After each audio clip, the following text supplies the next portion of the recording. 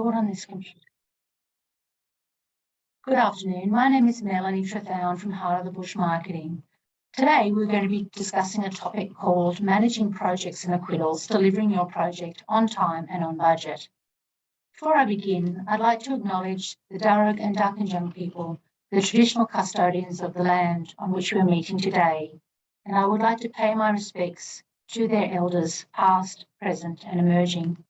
I'd also like to extend that respect to any other Aboriginal and Torres Strait Islanders who are joining us today.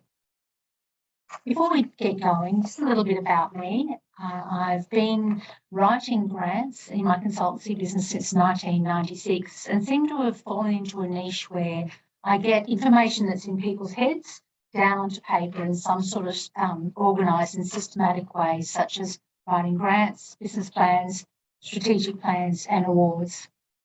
What I'm going to do is move quite fast through the presentation, but you will have access to these slides afterwards, so hopefully they can act as a review for you. What we're going to discuss today is in a number of different headings, background and sort of general comments on the topic. Then we're almost going to take a step backwards and talk about pre-thinking when you're writing your original grant application, about managing and acquitting your project. Then we're going to go into a bit more detail for managing and acquitting, and then I'm going to share some local Hawkesbury City Council specific examples. So to start off with a bit of background, why is this topic important? And the first one is that it's important because it actually reduces your stress levels.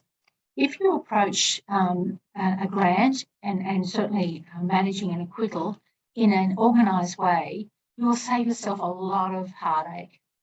It also helps you understand the big picture of your project, your strengths, and it also identifies areas of the project that you can actually delegate potentially to other group members, thereby sharing the load. And it also is, what it is actually building a professional approach for you and your group, which builds credibility for you and your group with the funder. And that means building strong relationships or stronger relationships with the funding body, which will stand you in good stead in the future. It's also for wearing the funder's hat, so looking at it from their perspective, it's also vital for funders to show that the government funding they're handing out, which is our taxes, has been expended efficiently and effectively. So we need to play our part. And you also need to meet progress reporting requirements and deadlines as part of your grant to actually receive the money. So no report means no ongoing money. And that's a pretty important reason why this subject is important. Before we get going into the other body of the topic, I want to just step back a bit and actually get you to think about whether your group is already a fully incorporated group and that means you are able to apply for money in your own right, or whether your group will be auspiced. Maybe you don't want to form a formal group on an ongoing basis. This is a one-off project. So auspicing is a really good option then.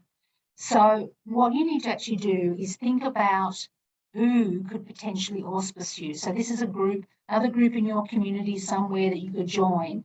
The money will flow to them from a grant application. They will receive it and then disperse it to you. So they've almost become like a management body. And why you need that formal structure as an auspice or your own incorporation is that anybody the funder works with needs to be a legal entity that can actually then enter a legal contract with the funder to receive the money and guarantee to spend it efficiently and effectively. So it's a little bit of, I guess, a little bit of bureaucracy, but it's important that make sure that our taxes are being spent in the way that they should and being cared for. It's really important when you're choosing a group to auspice you, if you're going to go down that path, is that you are confident that they will do what they say they're going to do on your behalf. So that might mean information and reporting.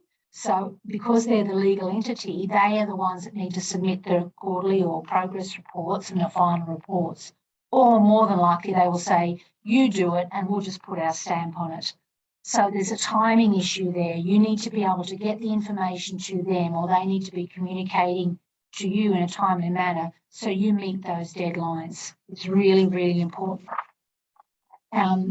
They also, you want to be confident that the auspicing body will manage your money in a proper way and also will pay your bills on time.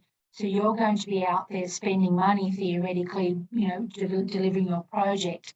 It will be up to your auspice group to then pay those bills on time. So it's really important that you pick the right auspicing body and one that you're very, very confident that you can have a really strong working relationship with.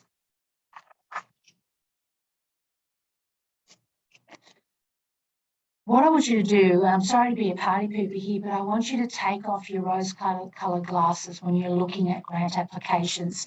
It's very easy to get caught up into the, oh my goodness, it's $500 million or $500,000 or whatever. What a fabulous bucket of money. What a fabulous things we could do with that money. But I really need you to take a little step back. Don't get carried away with the excitement of the big dollars and be realistic. And why I say that is because whatever you write in your application, you will be measured on. So if you're successful and you've made wild promises in your application, you will be expected to deliver on those wild promises. So I'm really encouraging you to be cautious with what you're writing. Don't overpromise and stay grounded. It's so important. So in your initial grant application, if you've written them before, you will know that you are expected to write about a whole lot of information. You deliver a whole lot of information about different aspects of your project.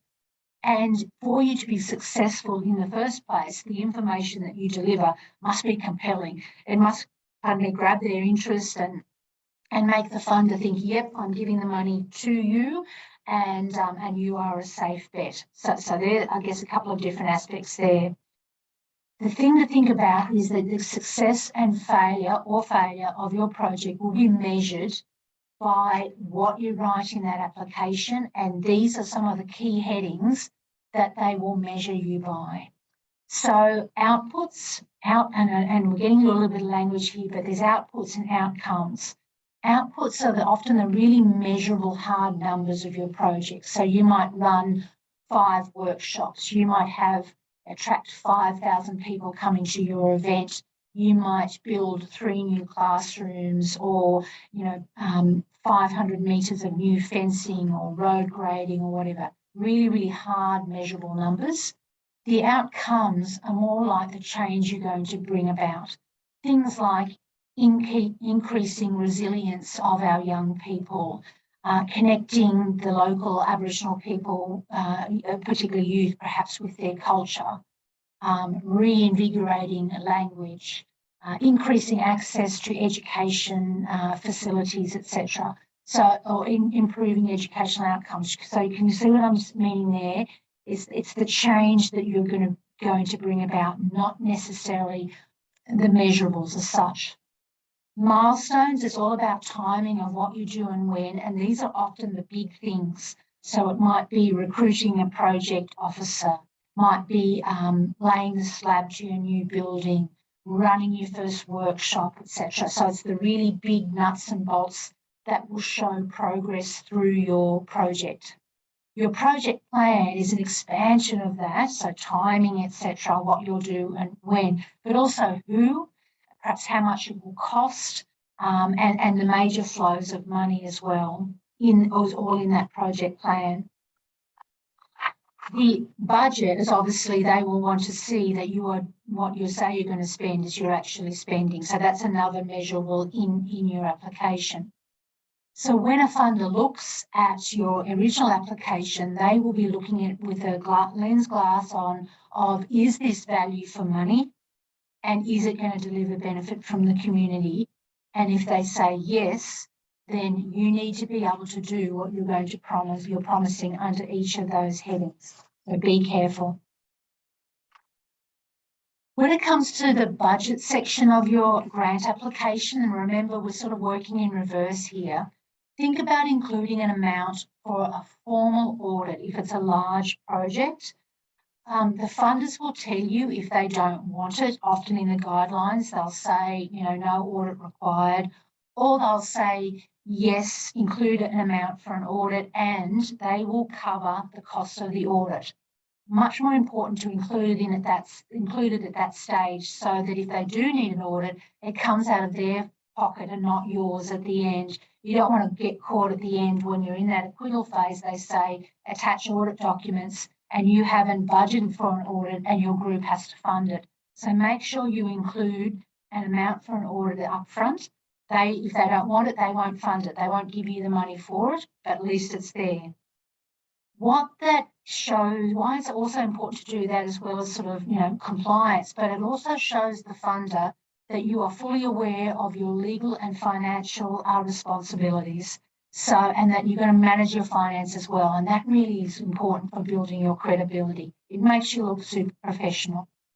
The other thing to include at the end in your project is an amount of money for a celebration. Again, if they're not going to, if they don't fund celebrations, well, they won't give you the money for it. But at least, again, if they do, it's come out of their funding and not your bank balance. Funding for celebration is so important for a number of reasons. It's a really good opportunity for you at the end of your project to invite your local MPs to come along and be part of it and cut the ribbon.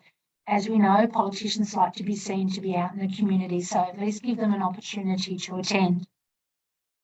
There's also an opportunity potentially to invite the departmental people who you've been working with.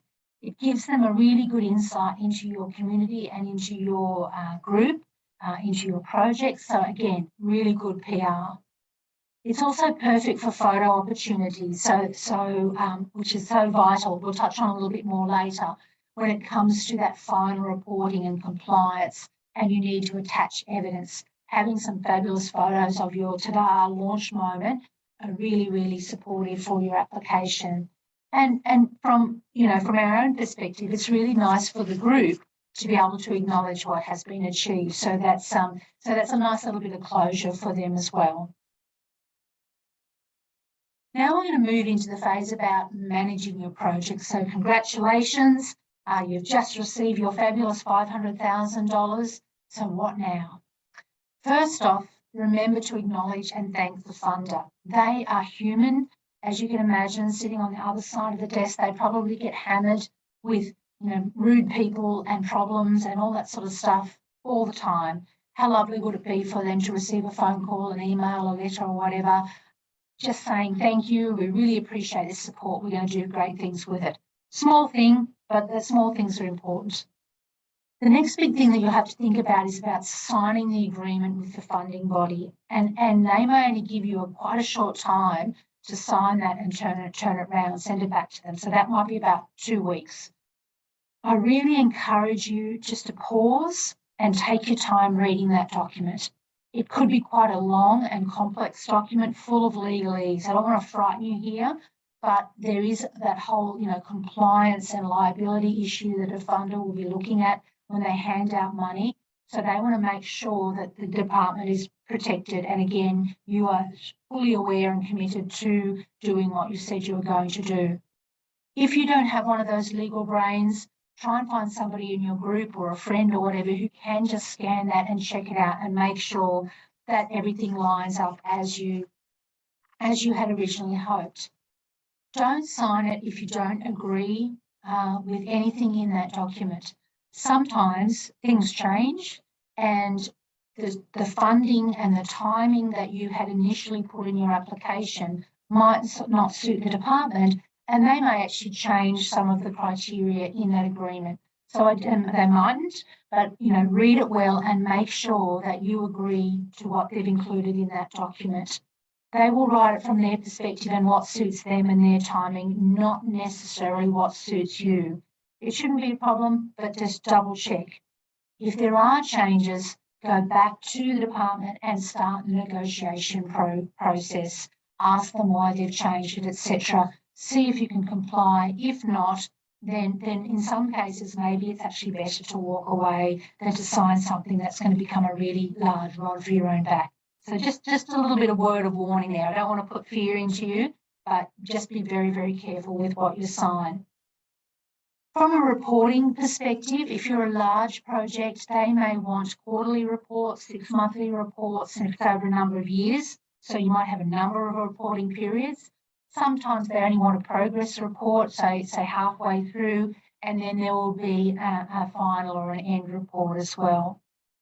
What I recommend is that you put those reporting dates in your diary. They should be in that agreement saying progress report is due at the 30th of June. Make sure you put it in your diary, in your phone, and I recommend you actually put that date with a 2-week leadway in advance. Give yourself a good 2 weeks to actually pull that report together. Sometimes they're not that complex, but we're all really, really busy. We might need to change some attachments, so make sure you leave yourself enough time to do it and do it well. And that leads me to my next point about really understanding what the department wants you to report on at the end of the project, so there's no nasty surprises. If there's something in there that you don't understand, give them a call and ask them, get some clarification right up front so you don't have those nasty surprises at the end. And look at this as an opportunity to build that relationship, strengthen that relationship again. This next slide, I'm sorry there's a lot of words here, but I just wanted to flag this with you that not only will you have to sign agreement, a funding agreement, you might have to sign a number of different compliance documents, particularly if it's around working with children or culturally appropriate behaviour or whatever. So again, they're not complex, they're not difficult, but it's just another thing for you to be conscious of as your project is progressing, is that not only are you managing your project, but you also have to keep this managing compliance in the back of your mind as well. Okay, so some general comments about managing your project and a few basic things to think about. I want you to think that your original application is going to be your guidebook for your project. Writing a grant application is not a set and forget, whoopee, we've got the money now, let's just go our hardest. You actually need to be conscious that whatever you're doing as you're working through your project marries up with what you wrote in your original application. Use it to help you stay on track and remember to deliver what you've promised. So again, going back to your original application, these are just sort of some pretty standard headings. Think about, read the project description. Are you doing what you said you were going to do? So in a general description, yep, we're roughly on track, we are working in this space and we're delivering this project. When you look at project objectives, are you working towards those objectives? And that might be from a time frame perspective.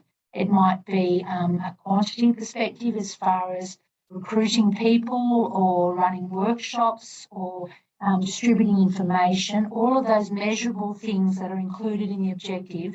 Think about, are we on track to actually deliver those objectives?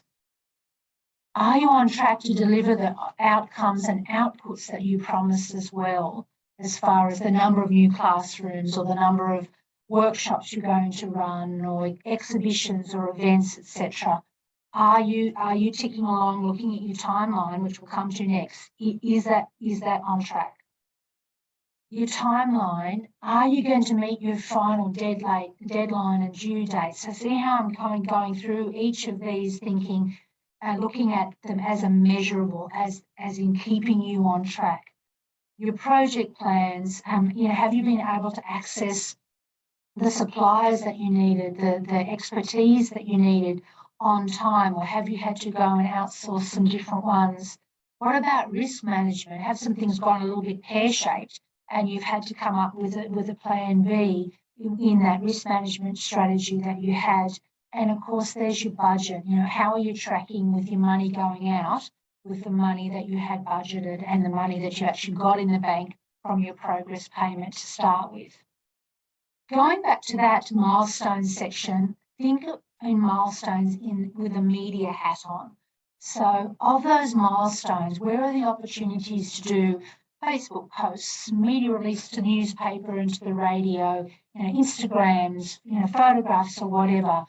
You need to be thinking about media all the way through, because at the end and in your progress, the funder will actually ask for attachments showing where the project was promoted and the project's progress.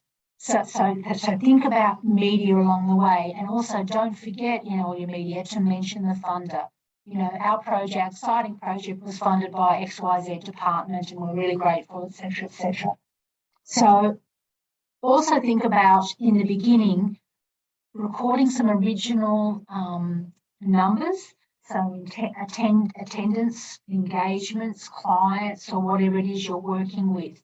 So have a really clear picture in your mind that this is where we are now, and once the project is finished, this is where we will be at the end. So you can show growth or show change in a numbers perspective. So you really need to have a clear perspective, an idea of how you're going to track that change. Photos. I'll probably say it quite a few times, but take photos, take a lot of them, take them before, take them after. If you've got a visiting dignitary, take a photo. If you've got a group of kids visiting, take a photo. If you've got an event, anything where it shows the activity and energy around your project, make sure you take photos. You probably won't use 90% of them, but the 10% will be absolute gold. Also, take some notes that coincide with the photos. I'm not talking about writing a life story, some dot points describing what was happening in the photos, any key activities, who was there, anything funny or interesting that happened. Again, you're building this database of information that you can then draw on when you get to that report writing phase. The other thing that often gets lost when we're really, really busy in our projects is to record those in-kind hours. So if you put in your original budget that you were going to have a working bee and 5 people were going to turn up for 8 hours, that's great. But if 10 people turned up for 20 hours, make sure you record that and keep track of it so that you can show investment by your community in the project, and that might be part of your contribution in the project. It's also great if you can get any feedback or testimonials along the way as well. So if people come in and say, oh, you know, this is a great facility, or I really enjoyed that workshop, it's going to make my business so much more efficient, or whatever it is, grab those little snippets, write them down somewhere, and you don't need to attribute them, you know, for privacy, but they might be just, you know, Melanie from Colo Heights or something like that said that, you know, what XYZ, all that sort of informal information is still really, really valuable. So make sure you grab it if you can. Okay, now we're going to talk about managing your budget, and this should be really quite straightforward, or let's try and make it as straightforward as possible. If you're already familiar with an MYOB or a QuickBooks or one of those sort of accounting programs, then great, go with that. If not, keep it really simple and just set up an Excel spreadsheet. 9 times out of 10 in your grant application, you will be expected to upload an Excel budget. They might even have a template. So if that's the case, then use that Excel spreadsheet to manage your project. And what we're talking about here is just simple money in, money out, tracking your expenses, and with a running total on the bottom so that you can see very quickly how you're going with your budget, whether you're on budget. Just going to turn the light back on. Sorry about that, motion sensor. So that you can see if you're on budget and everything's tracking okay. And you know, also if there's any red flags that you need to be working on. You may be asked when you come to your final acquittal to actually supply things like profit and loss documents or statements, etc., with your final report. So this is why you need plugging all the information in now, so you very quickly, with a push of a button, you can actually be printing that profit and loss at the end. Filing, none of us love filing, but I really encourage you to set up a super simple filing system and keep everything in the one place. And your Yaldi, you know, ring binder is perfect, you know, with a few cardboard divisions, and keep all your receipts, any project documentation, any media articles, you know, clippings from papers, print screen, your Facebook posts, all that sort of stuff. Put it all into this folder so it's like this one spot where you can go to all the information before you start writing your report. And I want you to think about working on your project, not in it. I mean, we're all great at doing the do, getting in and building stuff and writing things and dragging people in and being really active and energetic. The admin sometimes goes by the by. So even if you just scheduled 30 minutes a week, just to flick open that ring binder and go, oh, yes, slot that in, put it in date order, yes, that needs to be paid, etc., etc. Again, you're going to be saving yourself a lot of time and a lot of heartache at the end. Also consider when you're gathering all this information that you actually use this information to report back to your group. It's really great to actually keep them in the loop. Often you'll need your group support and need them to be doing stuff for you and with you. So keep them up to date with the project progress, and maybe they can actually offer any feedback or tips and hints and things like that, and offer to help you if you actually run into a snag. Also, as I've said before, use that information that you're gathering for reporting to the community. Regular media releases, remember back in that milestones in your timeline, regular media releases, Facebook posts. Keep the story out there. Keep people excited about what you're doing and interested about what you're doing. And what you're actually doing is building, as I said, this amazing portfolio of media attachments to go with your final report. So the ultimate question, what happens when things go pear-shaped? Don't panic, it happens, and it happens to all of us. This is where that relationship that you've been building with the funding department all the way along, this relationship comes in really, really handy. So you need to keep them informed. If things are starting to go a little bit west or whatever, keep them informed and be honest and upfront. Don't just sort of go, can't see, don't hear type of thing. Be upfront with them, and that will leave you a bit more time to come up with a really feasible plan B, C, and D, etc. They have seen it all before, so don't panic. If things do change and do need to change, you will be asked to submit either a project or budget variation depending on the changes you need to make. This can be quite straightforward for smaller grants, or might be more complex if you're dealing with large amounts of money. And also it might be just something that you need to complete online in Smarty Grants like you did for your original application and any sort of progress report. You will need to justify why you need to make the change to your project or budget. You can't just wake up one day and go, no, now I want to do this.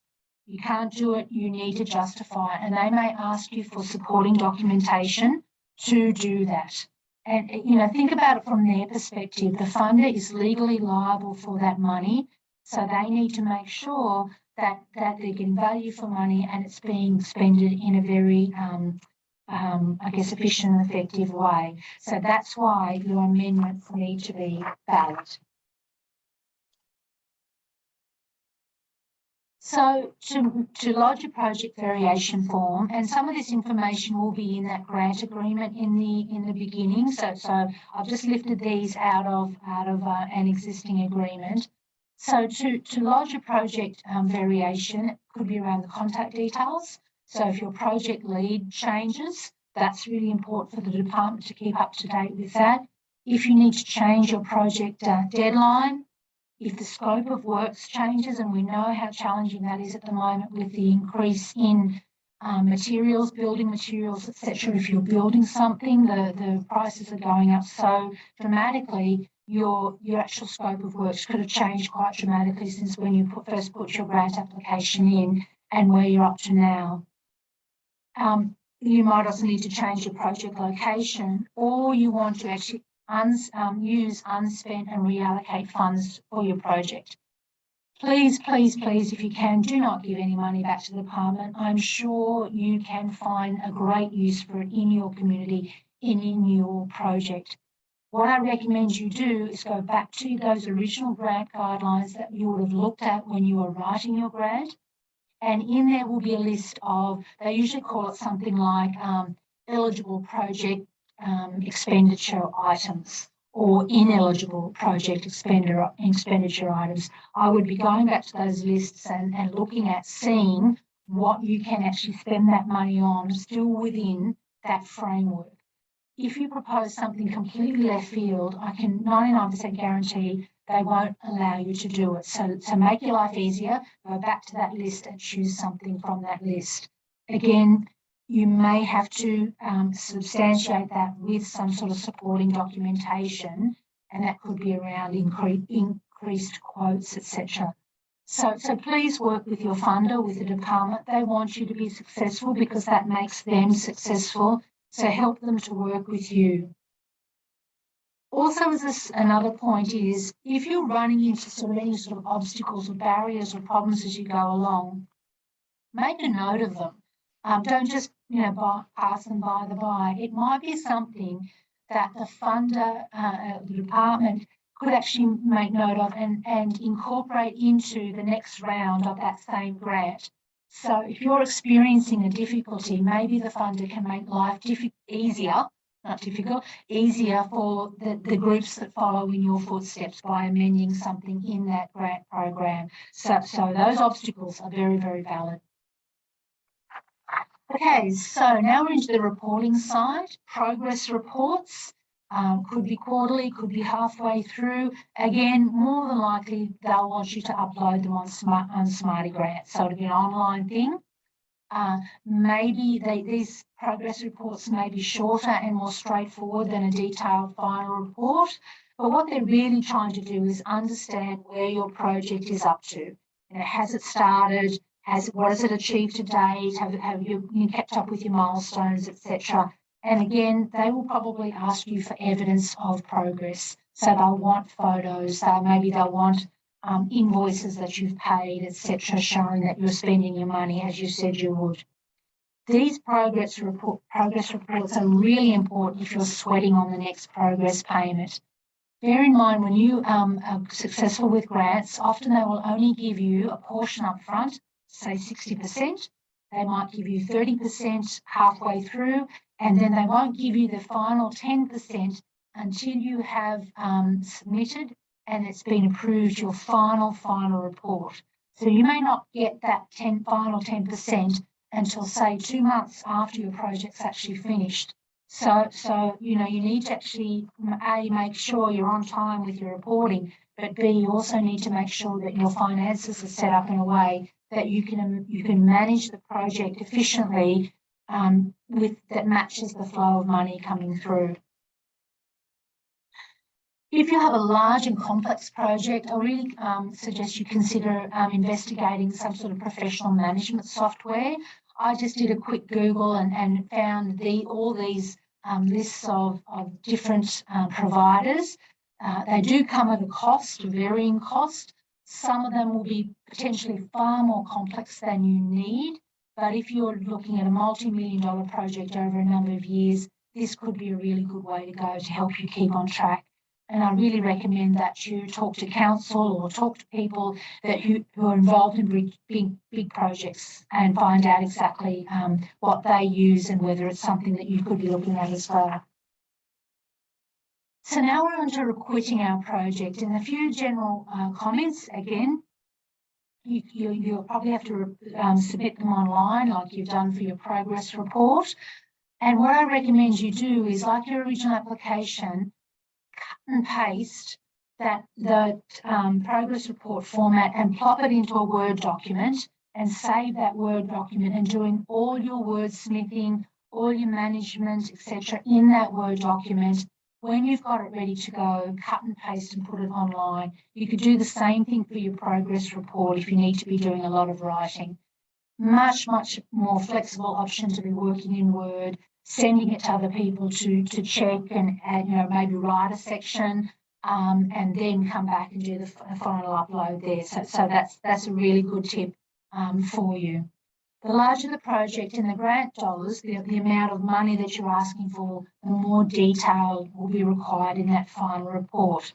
So a small grant might be, say, 4 pages, where a large grant might be 24 pages. So again, leave yourself plenty of time to write that report, chase those supporting documents, plenty of time before that due date. Don't leave it to the last minute.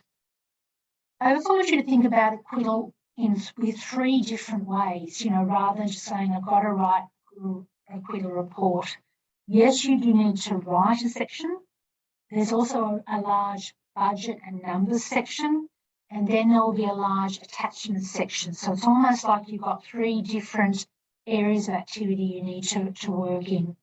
So for the written section, you need to be prepared to write about describing the project, so what you did, basically the flow of the project. I don't know, sometimes they will put word counts on this, which will limit the amount of detail that you can go into, but generally painting a picture of what the project involved. The next point is describe how your project achieved its core aims and objectives. So in your original application, you would have said in an objective section, we will deliver 3 workshops, 3 classrooms, whatever it is, by 30 June 2022. You need to describe how your project met those objectives. Then the next point is about any changes that you made to your project. Did things go pear-shaped? That's not necessarily a problem, but also then include your reasons for those changes and how you fixed it. Things went pear-shaped. What was the plan B and how did you still actually manage to deliver your project and meet your objectives by adapting things a little. Also think about the question about describe the benefits that you delivered to the wider community, and that's where you get to include some of those fabulous quotes and testimonials you've been gathering through the duration of the project. I know word count is always difficult when you're writing reports and grant applications, but if you've got space, include in there a thank you again.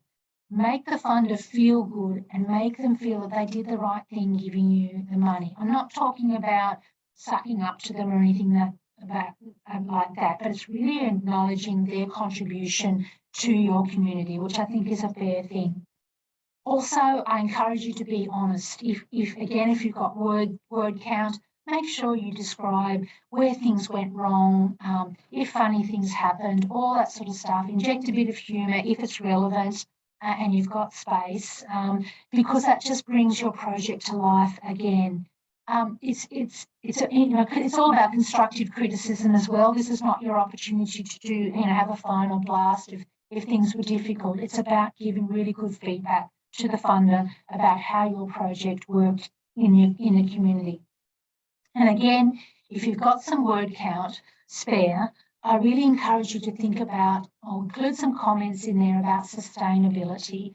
Our project achieved X, Y, Z, and in the future, we will do some fundraising to continue the benefits of the project to our community, or we will take it in another direction. Or we have found during our project that a stage 2 of the project could involve X, Y, Z. What you're doing there is telling the funder that you are thinking further than just chop that deadline, that timeline. Funders and departments love to see that the money that they give you now will have benefit on an ongoing basis, if at all possible, rather than just this line in the sand. They love to see that projects are sustainable. So that's one of the key buzzwords, I guess. When you put in there something about stage 2 or stage 3, what you're also doing is flagging to the funder that you are going to be back. You're going to be back developing this project and potentially asking them for more money. So that was the written sort of side, and again, word count will be your big limiter there. The next section, there'll be a whole section about numbers and money. They want to know, did you deliver it on budget? They want full financial information, which may include those audit documents that we spoke about before, and also that detailed profit and loss. The third major aspect of acquittal is all about the attachments and the visuals. Show them that you delivered what you said you would do, and on time. Media releases, newspaper articles, videos, vlogs, whatever it is, Instagram posts. Remember, this is where this can fit and can really support your project.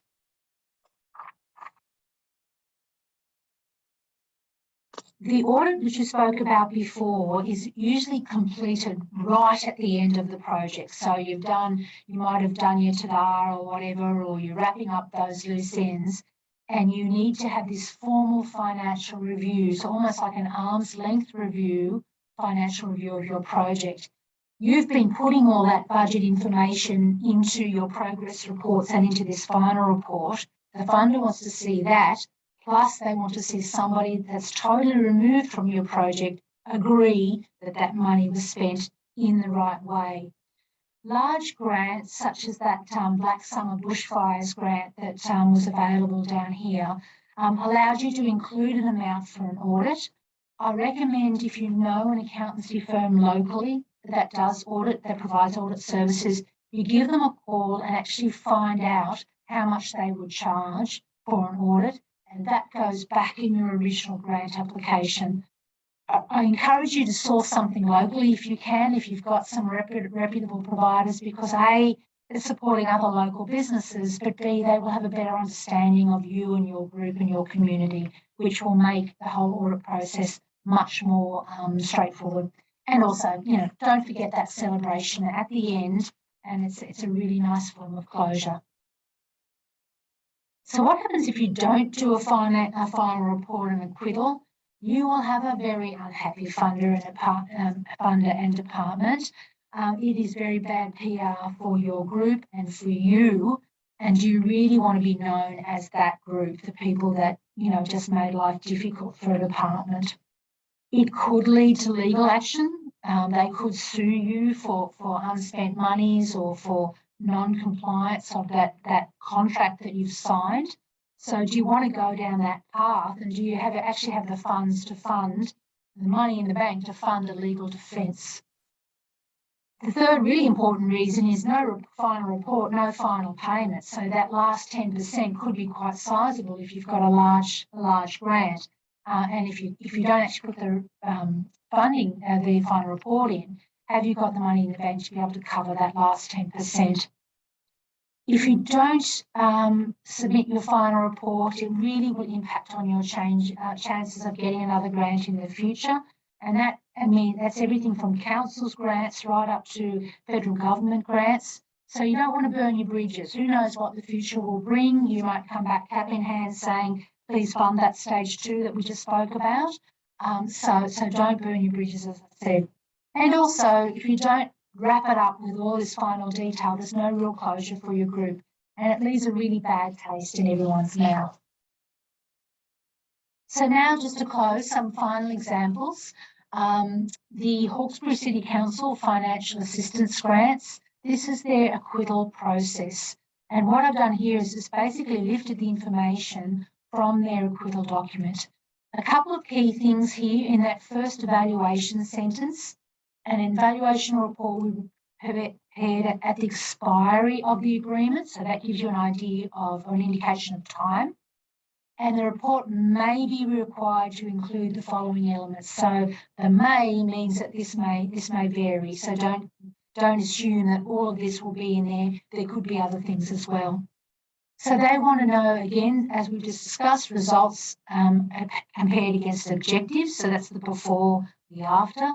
They want to know how successful it was, whatever you did, the event, activity, program. So that's about the numbers, and that could be about the testimonials and happy attendees, etc. as well. How many people came along, how fast was it built? Really just driven by what your project is. The benefits to council, and why was it a good thing for council to actually give you this money, and what benefits did council receive? Were any of the risks or conflicts of interest arose, and how were they managed? So they want to know about problems and solutions. So, again, that could inform their thinking about things that they need to consider as a council. And then that final section is about all the budgets and numbers, so the income and expenses and expenditure of the grant money. Another big one down here was that Bushfire Local Economic Recovery Fund, and they have quarterly reports. So they're large amounts of money over an extended period of time. It's an online form through Smarty Grants. It's only 2 pages long. starts off with some instructions and reporting requirements and then moves into a couple of comments which I really wanted to highlight here. The third one there where it talks about grant recipients are required to complete a quarterly progress report. So that gives you an idea of timing. This report will allow you to submit a claim for payment or request a variation. So no quarterly progress report means no payment and no opportunity to request a variation. So this is where it's just so important that you submit these reports on time. The second point there is really important, that this was a joint New South Wales and Australian government initiative. The program is subject to audit by both parties and their representatives. So that flags that you could be getting requests for information and supporting documents, etc., from two different sources or two bosses. Excuse me. So you need to be prepared for that. That's not just one bite of the cherry, so to speak. It's, you could actually have to be supplying information a couple of times. This is continued, so they want to know about, as your project commenced, is it on track to meet the deliverable dates? Are any variations required? And is the project expected to be completed in line with the original scope of work? So very, very, oh, there goes the light again. Hang on a second. Sorry. So they want to know whether to expect a variation from you later down the track. So are you claiming your next payment? Yes, no. Have you identified any risks? Yes, risks have been identified. They will probably then ask you what has happened and how you've managed it. So again, they're just trying to get this feeling of how the project is progressing. Are you a council or state government? Yes, no, and then that usual sort of declaration type question. So pretty straightforward. Another example is the local primary health network. They have a community health community wellbeing grants. That's 5 pages long, and this is what they call an activity summary. Again, some nice yes/no questions. But then further down, they want you to start to get into the description of the main parts of your project that you've completed to date. They want some activity highlights.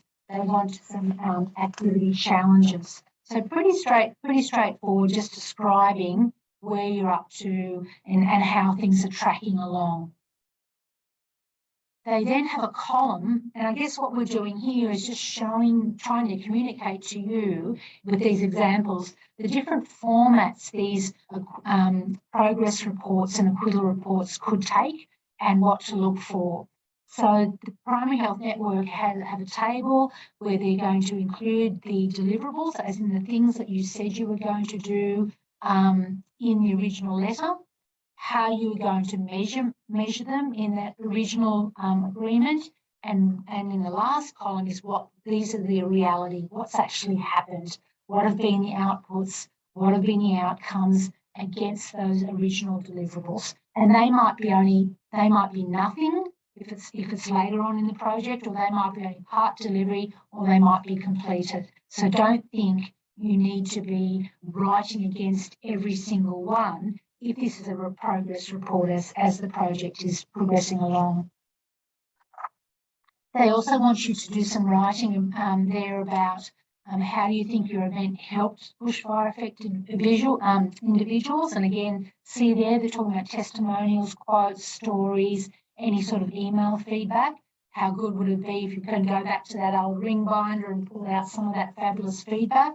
And again, they want links to social media, they want website, they want photos. And again, make sure you mention the funder in those things that you've done so they can see their name being acknowledged all the way along. They have a little budget section, so the amount of money you've received, the amount of money you've spent, and any sort of remaining money.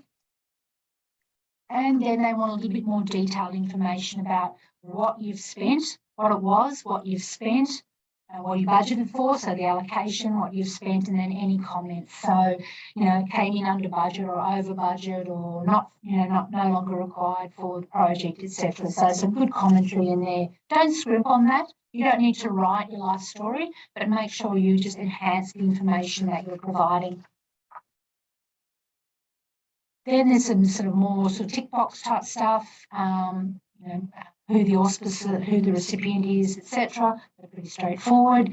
And then to finalise, they have some dates, some money, and then a declaration. So none of this is really complicated, but again, allow yourself time so you can actually step through these sorts of acquittal documents in a really systematic way with no pressure. The final report from the Primary Health Network is more writing focused, and this was quite, I was quite surprised it said that this was only 1 page. However, I'm sure there's some word count issues in there. You might be expected to write quite a bit of information in these sections. They want you to explain about their event, how do you think the event helped, and again, local, again, updated social media, photos, quotes, testimonials, all that sort of thing. They again also then want more detail with the finances, money, things that you bought, and the cost. And that's it. Thank you very much for your time. Thank you very much for the opportunity to be part of your community down here and share information on grants, and I wish you every success. All the best.